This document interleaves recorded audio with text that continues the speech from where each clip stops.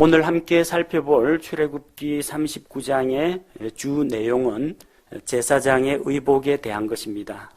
그리고 전체적으로 성막과 성막에 속한 각 기구들이 완성되었다는 것을 보여주고 있습니다. 제사장의 의복에 대해서는 우리가 지난번에 출애굽기 28장을 강의하면서 자세히 다루었습니다. 그때는 이러이러하게 만들라고 하나님께서 지시사항을 내려주셨고, 출애굽기 39장에서는 주께서 말씀하신 대로 이와 같이 그대로 다 만들었습니다. 이거 결과를 보여주고 있습니다. 지나간 강의의 내용을 떠올리시고 복습하는 의미에서 39장을 한번 살펴보도록 하겠습니다. 자, 1절에 보니까 주께서 모세에게 명령을 하셨는데 섬김의 예복을 만들라고 하셨습니다. 이 옷은 제사장들이 입을 옷입니다. 하나님께서 이스라엘 백성에게 허락하신 세 가지 요소가 있습니다. 그 세 가지가 출애굽기에 기록되어 있습니다. 첫 번째가 모세의 율법입니다. 두 번째가 하나님께 예배하는 장소인 성막입니다. 세 번째는 하나님과 사람들 사이를 중재하고 연결시켜주는 제사장들입니다. 이 세 가지가 아주 중요한 내용이고, 출애굽기에서 이집트에서 빠져나오는 그 사건과 광야 생활에 대한 기록 잠깐을 제외하면 나머지는 전부 다 율법과 성막과 제사장에 대한 이야기입니다. 그만큼 제사장이라는 이 부분이 출애굽기에서 차지하는 비중이 상당히 큽니다. 왜 이렇게 하나님께서 특별한 비중을 두셨느냐? 죄인이 거룩하신 하나님 앞에 직접 나아갈 수가 없기 때문에 하나님께서는 희생 제물을 통해서 하나님 앞에 나아오게 하셨습니다. 그리고 희생 제물을 하나님 앞에 드리고 하나님과 사람들 사이를 중재하는 그 일을 레위 자손들, 제사장들에게 맡기셨습니다. 그리고 이것이 바로 신약 시대에 오실 예수 그리스도의 모형이기 때문입니다. 우리와 같은 죄인들이 거룩하신 하나님 앞에 나아갈 수가 없기 때문에 하나님의 아들 예수 그리스도께서 우리를 대신해서 희생 헌물이 되어 주셨고, 또 하나님과 사람 사이를 화목하게 하기 위해서 친히 우리의 대제사장이 되셨습니다. 그래서 우리는 공로가 없으나 예수 그리스도께서 십자가에서 이루신 그 공로를 힘입어서, 예수님의 피를 힘입어서 하나님께 나아갑니다. 그분은 영원토록 살아서 우리의 대제사장으로 계시는 분입니다. 오늘 이 제사장의 복장에 대한 규례를 살펴보면서 예수 그리스도의 영광과 또 그분의 대속하심과 그분의 제사장 책무에 대해서 함께 생각하면 좋겠습니다. 하나님께서 모세에게 청색, 자주색, 주홍색 실로 성소에서 섬기기 위해 입는 섬김의 예복을 만들게 하셨고, 또 아론을 위해서, 또 아론의 아들들, 그 제사장들을 위해서 거룩한 의복들을 만들게 하셨습니다. 여러분이 보고 계신 이 제사장의 의복이라는 이런 자료, 물론 정확한 건 아닙니다. 성경 말씀에 근거해서 만들었는데 그 당시에 정확하게 어떠한 모습이었는지는 우리는 자세히 알지는 못합니다. 다만 하나님께서 만들라고 하신 그 양식을 따라 표현을 하자면 이런 그림과 같이 됩니다. 한눈에 보기에도 아주 아름답고 하나님 보시기에 아름답고 영광스러운 옷이라는 것을 알 수가 있습니다. 이 복장은 대제사장의 복장입니다. 일반 제사장들은 이런 복장을 하질 못합니다. 차이점을 몇 가지 말씀드리면, 이 머리 이마에 있는 순금으로 만든 펜은 대제사장만이 가지고 있습니다. 일반 제사장들은 그냥 하얀 모자를 씁니다. 그 다음에 바깥에 이 조끼처럼 무슨 앞치마처럼 생겼죠. 조끼처럼 입는 이 옷이 이 에봇인데 대제사장의 복장입니다. 일반 제사장들은 입지를 못합니다. 그리고 그 안쪽에 있는 청색 옷이 대제사장의 옷입니다. 일반 제사장들은 입지 못합니다. 그리고 청색 옷 안쪽에 보니까 그 발등 위로 늘어떨어져 있는 하얀 옷 있죠? 실험실 가운처럼 어깨부터 시작해서 발치까지 내려오는 하얀 아마포 옷이 있습니다. 요거는 일반 제사장들도 입을 수가 있습니다. 그리고 안에 다 표현은 안 됐지만 안에 아마로 만든 속바지, 반바지가 또 그 안에 있습니다. 자, 이 복장이 제사장들이 입는 그런 복식에 대한 규례입니다.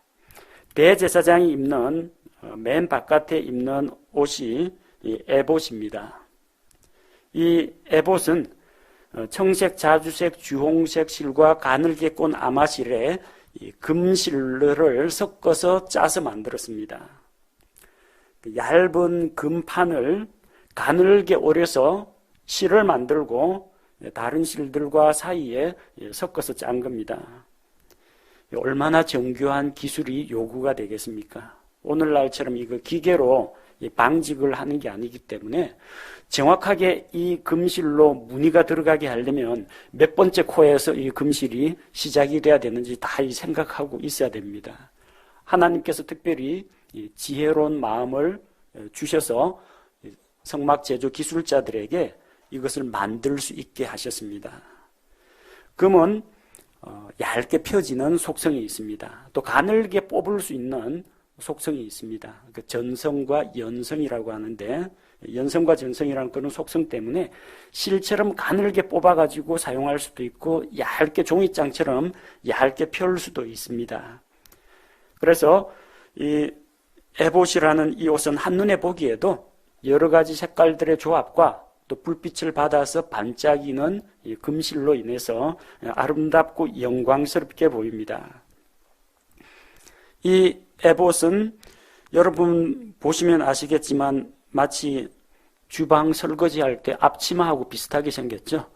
그래서 연결 부위가 이게 뭐 단추가 있는 것이 아니고요. 위에서부터 머리로부터 덮어 쓰면서 입는 옷입니다. 연결 부위는 요 양쪽 어깨입니다.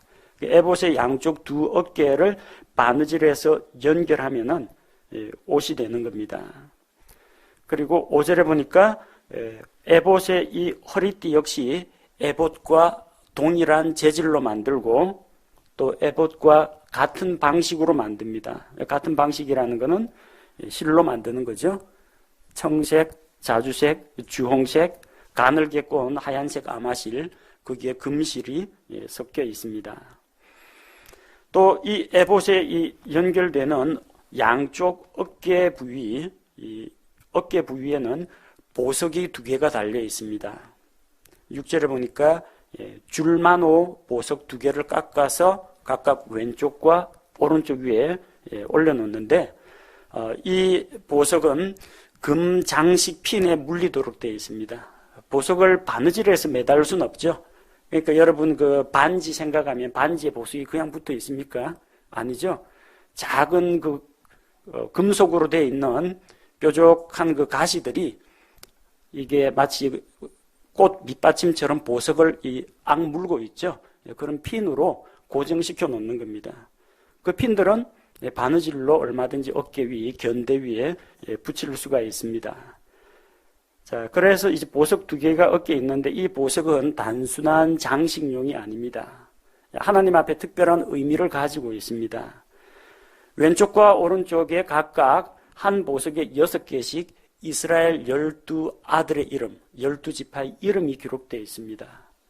그 대제사장이 하는 역할은 무엇입니까? 자기 양 어깨에 하나님의 백성 이스라엘을 짊어지고 있는 것입니다. 어깨 진다는 것은 무엇을 말합니까? 책임을 말합니다. 가장을 우리 집에서 남편들 가장을 가리켜서 어깨가 무겁겠다 그러죠. 그 말은 무엇입니까? 가족을 부양하고 책임지고 다스리고 의사결정하고 그런 막중한 책임이 어깨에 있기 때문에 어깨가 무거운 겁니다. 대제사장의 어깨는 무겁습니다. 줄만호 2개가 붙어 있을 뿐입니다만 이 돌이 무거운 게 아니고요. 여기에 6지파, 12지파가 매달려 있습니다. 그럼 12명이냐? 아닙니다. 이스라엘 12지파면은 지금 출애굽 당시에 장정만 60만, 부양가족까지 합치면 약 200만이 됩니다. 그 200만의 별하별 사람들 다 있을 거 아닙니까? 모두 다 하나님을 신실하게 섬기는 사람은 아닐 테고, 그 중에 원망하는 사람도 있을 테고, 불평하는 사람도 있을 테고, 자주 똑같은 죄에 빠지는 사람들도 있을 텐데, 그 누가 다 책임지고 감당합니까? 대제사장이 책임지는 겁니다. 이스라엘 그 많은 회중 가운데 대제사장은 한 명밖에 없습니다.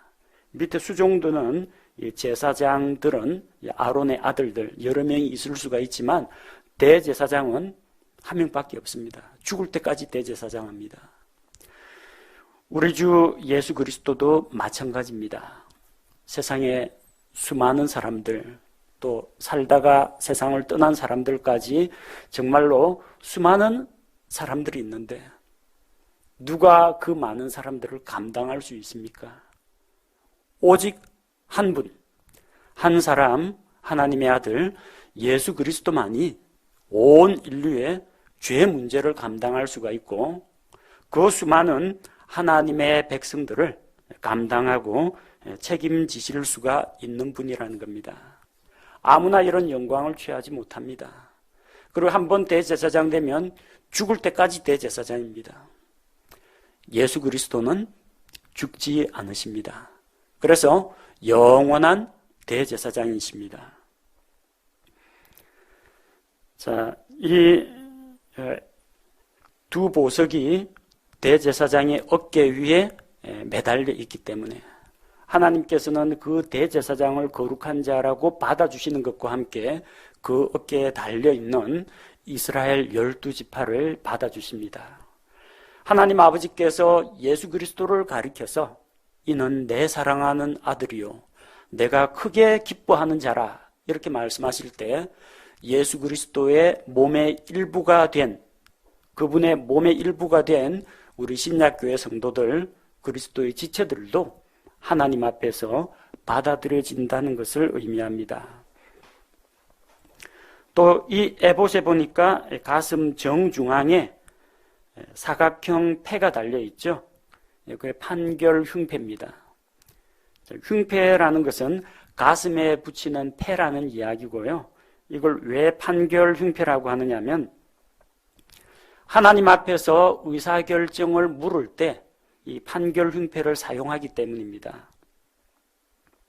하나님의 의로우신 판단과 결정이 무엇인지 알기 위해서 이 판결 흉패는 만들 때 두 겹으로 만들었습니다.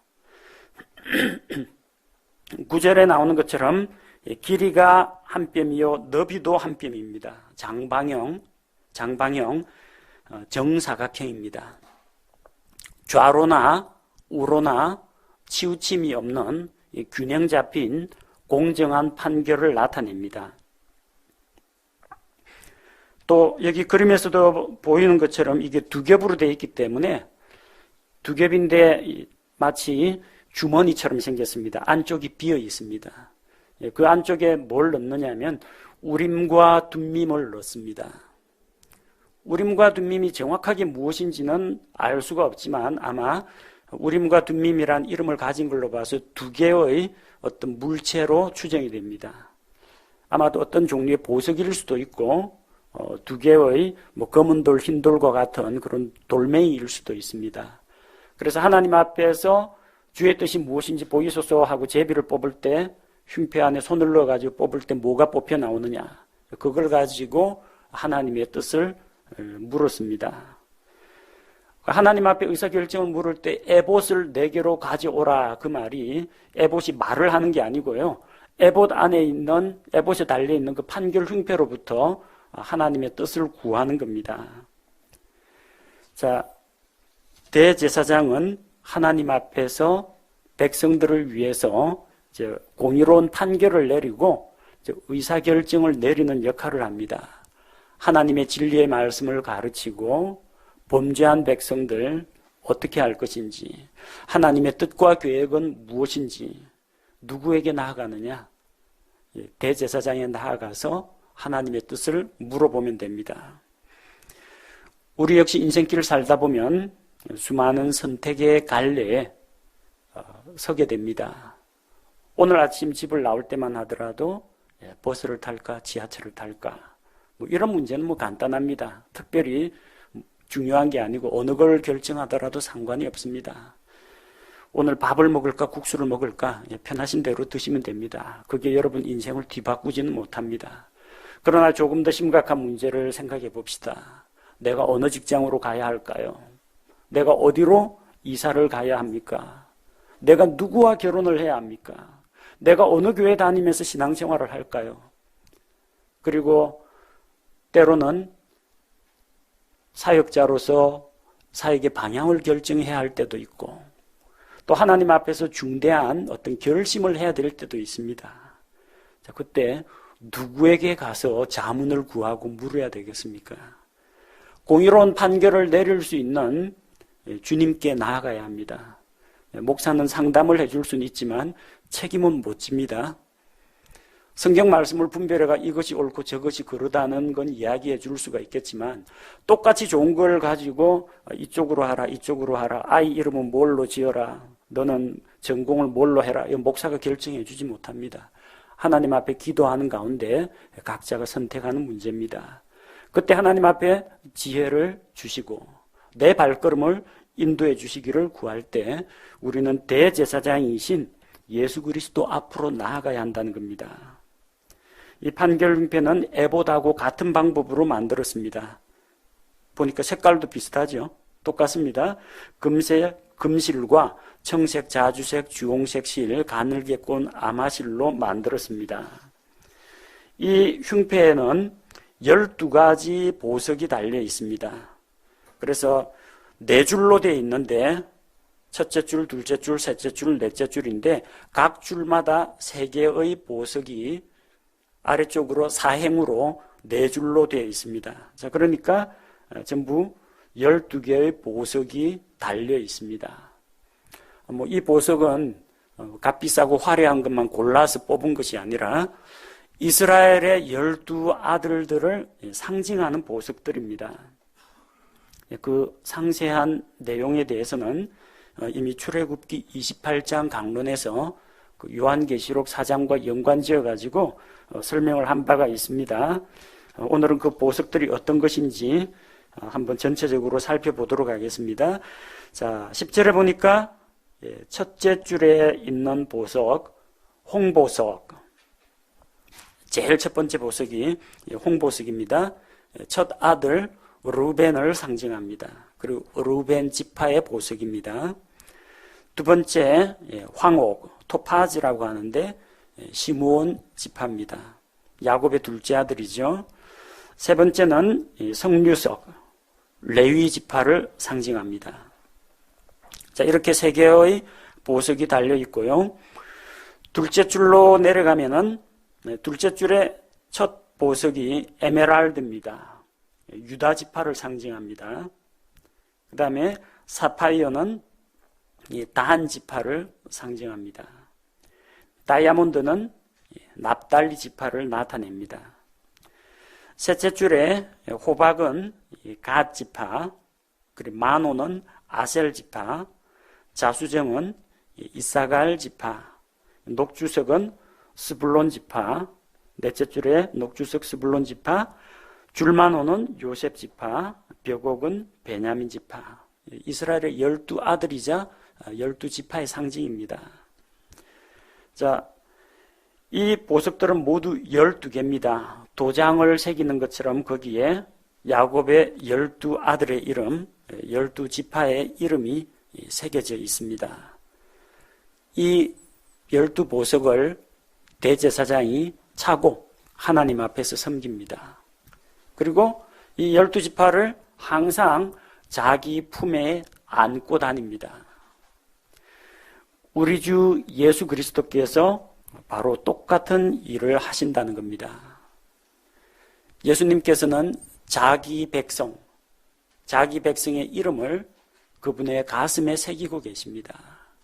내가 너를 안다라고 말씀하십니다. 우리가 하나님 앞에 아신 바가 되었습니다.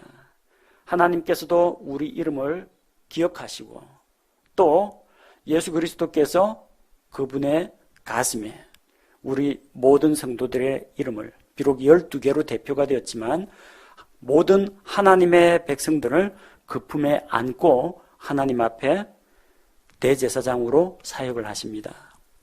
누가 연약하고 힘들어할 때 우리 주님께서 그 이름을 부르면서 하나님 앞에 중보하십니다. 누가 죄를 범했을 때 우리 주님께서 자기의 의로운 피를 하나님 앞에 내보이면서 이 피를 받으시고 이 피를 믿는 이 사람의 죄를 용서하십시오. 내가 그를 위해서 대신 죽음으로 죄값을 치렀습니다. 우리를 위해서 호소하십니다. 우리의 성도들의 안전을 위해서, 영적인 성장을 위해서, 죄로부터 유혹으로부터 보호받을 수 있도록 우리 주님께서 하나님 앞에서 간구하시는 것입니다. 그래서 이 판결 흉패는 에봇에서 떨어지지 않도록 고정시켰습니다. 잘못해가 툭 끊어져가지고 아래쪽으로 떨어져 버리거나 덜렁덜렁거리다가 보석을 잃어버리지는 않을까 염려할 필요가 없습니다. 흉패와 에봇은 한 가지로 연결되어 있습니다. 15절에서 16절 좀 설명이 복잡하게 나옵니다. 순금으로 꼰 것의 끝에, 순금을 이렇게 비틀어 꼬아가지고요 줄을 만듭니다. 그 끝에 사슬을 만들고 따가지고 사슬을 만들고요. 그 다음에 금장식 핀 2개를 만듭니다. 그 금장식 핀은 요 위쪽 어깨 견대에다가 찌르는 겁니다. 그리고 금고리 2개를 만들어서 흉패의 두 끝에 2고리를 답니다.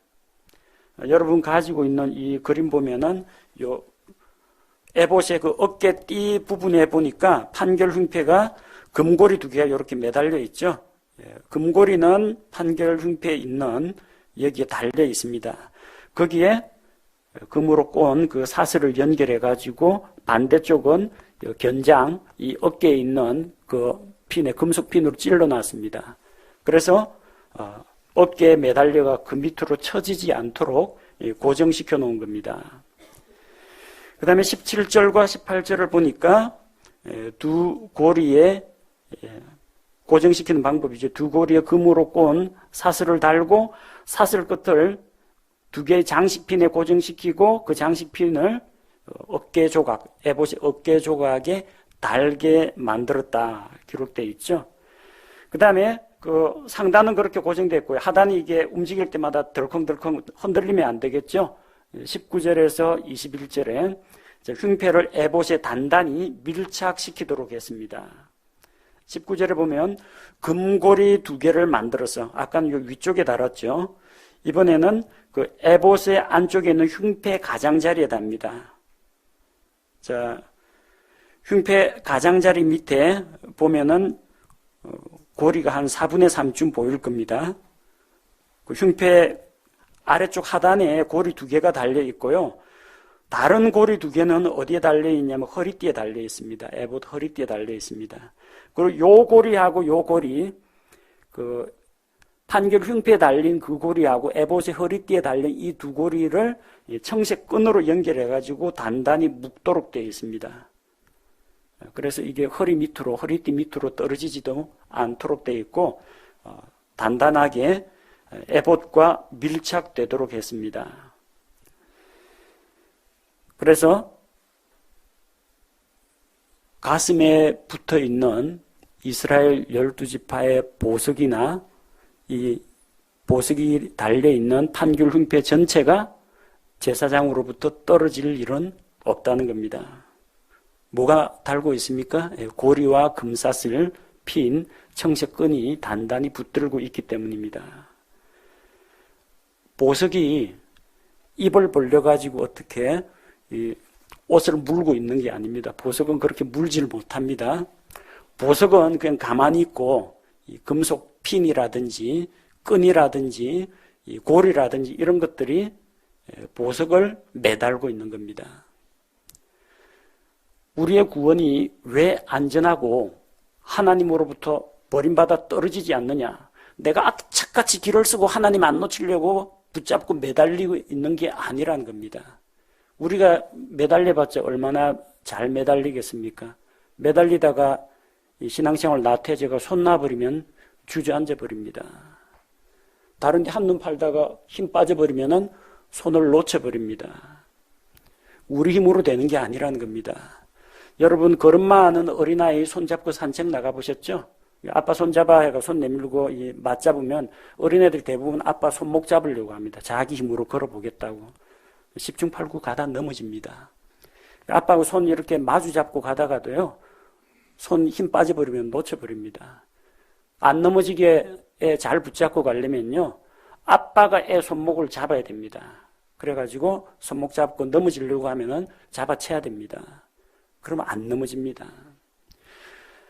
수많은 세상의 종교들은 자기가 어떤 절대자를 찾아가지고 절대자를 붙잡으려고 합니다. 그리고 자기 신앙을 유지하기 위해서 어떤 종교적인 활동이나 의식들을 통해서 자기 노력으로 하나님을 붙잡으려고 애를 씁니다. 그러나 그런 인간의 노력이 우리를 구원하지 못하고 인간의 노력이 우리의 신앙을 유지시키지 못합니다. 보석이 판결 흉패를 물고 있고 대제사장에게 가슴에 손톱 박아가지고 붙잡고 있는 게 아닙니다. 보석은 그런 힘이 없습니다. 보석은 그냥 달려 있으면 됩니다. 누가 붙잡아요? 금속 핀이. 그리고 매는 띠가, 금고리가 이 대제사장으로부터 이 보석들 12지파가 버림받지 않도록, 떨어지지 않도록 붙들고 있습니다. 하나님의 백성은 누가 붙들고 있느냐?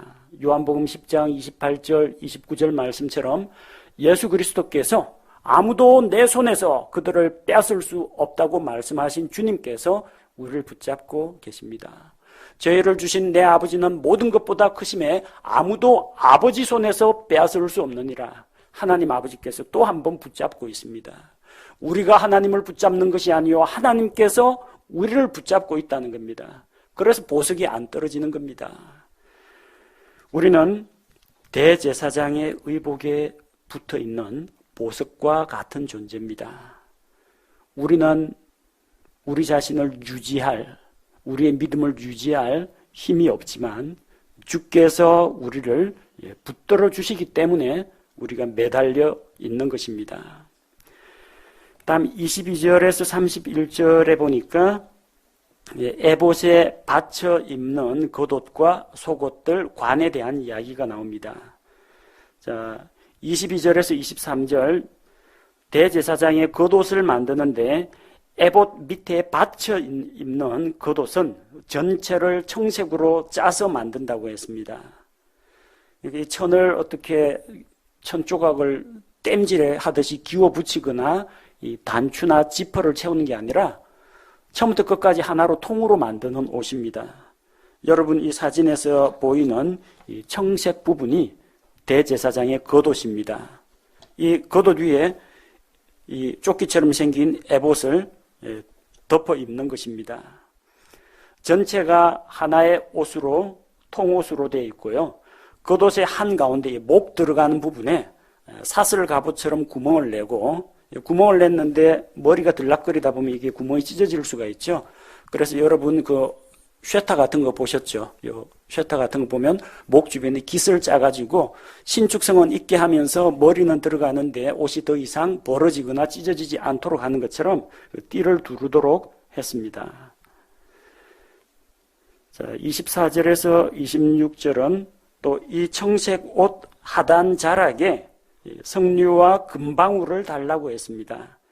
겉옷 밑단 주위에 돌아가면서 청색, 자주색, 주홍색 실로 석류들을 달게 했습니다. 실뭉치입니다. 석류들 실을 엮어가지고 이런 실 덩어리가 매달려 있습니다. 석류처럼. 그리고 그 석류들 사이사이에 순금으로 만든 방울이 달려 있습니다. 석류 하나, 방울 하나, 석류 하나, 방울 하나 이렇게 뺑 돌아가면서 청색단 하단에 매달려 있습니다. 이게 전부 다 금으로 하면요, 금속끼리 부딪히면은 소리가 짤랑짤랑 하면서 불협화음이 나지만 이게 실뭉치가 금방울을 툭 치면은 맑고 은은한 소리가 납니다. 대제사장이 움직이는 동안에는 이 소리가 나게 됩니다. 그가 하나님 앞에서 살아서 섬긴다는 것을 나타냅니다. 지난번에도 말씀드렸지만 이 짤랑짤랑 소리가 나면 대제사장이 살아있고, 그 다음에 짤랑짤랑 하다가 털썩 소리가 나오고 더 이상 방울 소리가 안 나면 제사장 죽었다고 줄 잡아서 끌어낸다는데, 대제사장 줄 잡아서 끌어낸다는 그런 이야기는 성경에는 나오지 않습니다. 사람들에게 추측이 만들어낸 것이고요. 그 다음에 성소에는 일반 제사장들도 출입을 합니다. 레위 사람 제사장들이 출입을 하기 때문에 얼마든지 하나님 앞에서 죽은 자들을 매다내었습니다. 나답과 아비후가 하나님께서 명하지 않은 다른 이상한 불을 주님께 드리다가 결국은 죽었습니다. 즉사했습니다. 그래서 다른 레위 사람들이 그들을 매다 내갔습니다. 사람들이 이제 함부로 못 들어가는 데는 지성소인데, 지성소 들어갈 땐 이 옷을 안 입습니다. 지성소는 속죄일에 들어가는데, 속죄일 들어갈 때는 대제사장이 이 판결 흉패, 에봇, 이런 장식들, 청색 옷 다 떼고 들어갑니다. 뭐만 입고 들어가냐? 고운 흰 아마포 옷만 입고 들어갑니다. 그 자세한 건 레위기의 속죄일 부분을 찾아보시면 나옵니다. 그럼 뭘 나타내느냐? 원래 대제사장의 옷은 이렇게 화려하고 영광스럽습니다.